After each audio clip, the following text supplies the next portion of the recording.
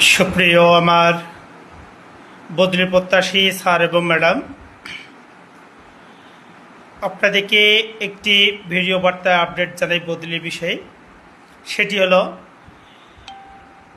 বদলির মাওসির যে সংশোধিত নীতিমালাটি প্রকাশ হয়েছে 6 তারিখে, সেটার পরিপ্রেক্ষিতে সংশোধিত নীতিমালা সহ একটি চিঠি টেলিটকের কাছে পৌঁছেছে মাওসি।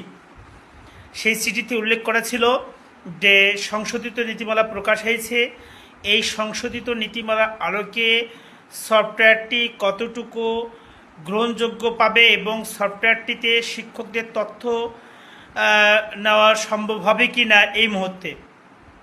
এটির পরিপ্রেক্ষিতে টেলিটক এখন পর্যন্ত কোনো জবাব মাওসিতে পাঠায়নি বা চিঠি পাঠায়নি। এর কারণেই মাওসি থেকে যে চিঠিটা ইস্যু হওয়ার কথা জেলা শিক্ষা অফিস থেকে মাধ্যমিক শিক্ষা অফিস যে শিক্ষকদের তথ্য নেওয়া চিঠিটি, সেই চিঠিটি এখন পর্যন্ত তারা পাঠায়নি, কেননা টেলিটক থেকে এখন পর্যন্ত তারা সফটওয়্যারের আপডেটটি পায়নি।